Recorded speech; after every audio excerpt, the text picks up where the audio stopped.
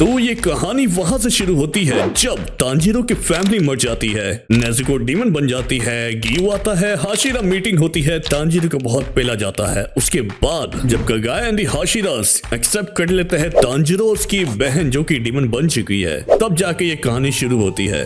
तो ये सब होने के कुछ दिनों बाद की कहानी है जब कगाया तांजीरो को एक सीक्रेट मीटिंग के लिए बुलाता है और तांजीरो वहां अपनी तशरीफ लेके पहुंच जाता है, लेकिन वहां पे वो देखता है कि मीटिंग के लिए बस तांजीरो और कगाया ही है, जबकि उसे लगा कि ये मीटिंग सबके लिए होने वाली है, like all the slayers and hashiras. लेकिन वो तब भी बिना कुछ पूछे कगाया के सामने बैठ जाता है। तांजीरो अभी भी बहुत ही कंफ्यूज है कि आखिर ये हो क्या रहा है। फिर कगाया वहां से बोलना शुरू करते हैं। कगाया उसे बताना शुरू करता है कि हम और डीमन स्लेयर कॉर्पोरेशन हमेशा तुम्हारे साथ है, परंतु कगाया ने तांजीरो और नेजुको को डीमन स्लेयर कॉर्पोरेशन में लेकर एक बहुत ही बड़ा हाई रिस्क लिया है, क्योंकि हर एक हाशिरा तांजीरो की बहन नेजुको के खिलाफ है और ये सब बदलने के लिए उसे अपने आप को और अपनी बहन नेजुको को प्रूव करना होगा।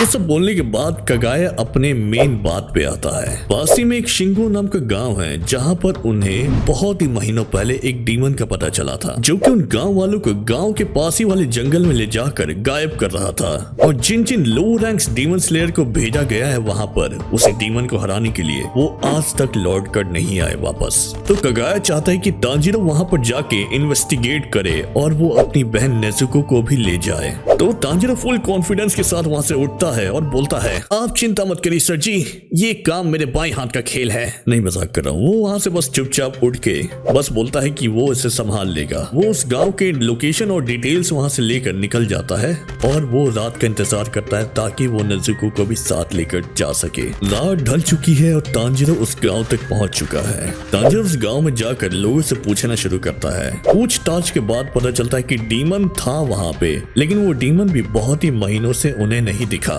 तांजीरो ये सुनकर और कंफ्यूज हो गया कि डीमन था महीनों पहले लेकिन अब नहीं है, लोग भी गायब हो चुके हैं। अब ये सब सुनने के बाद वो पूछता है कि डीमन दिखता कैसा था। तो उन्होंने बताना शुरू किया कि वो डीमन गंजा था, आंखें उसकी येलो एंड ब्लैक थी और उसके हाथ और सर पर ब्लू टैटू बना हुआ था। तांजीरो ये सब डिटेल्स लेने के बाद उसके पास और कोई ऑप्शन नहीं बचता है और वो चला जाता है जंगल के अंदर। जंगल के अंदर घुसने के बाद तांजीरो देखता है कि अंदर इतना ज्यादा कुआसा है कि उसे आगे का कुछ दिख ही नहीं रहा। अब कुआसे की वजह से कुछ दिख नहीं रहा तो तांजीरो क्या करता है, वो अपने सारे सेंसेस को शार्प कर लेता है ताकि वो बिना देखे भी किसी भी खतरे का सामना कर पाए। जंगल में एक अजीब सी खामोशी थी। ऐसा लग रहा था कि सब कुछ बहुत ही धीमा हो गया हो, लेकिन इन सब के बीचों बीच तांजीरो को एक भनक लग गई थी। तांजीरो की स्मेलिंग की पावर इतनी अच्छी थी कि उसे पता लग गया था कि जो लोग गायब हुए थे और यहाँ तक कि डीमन खुद,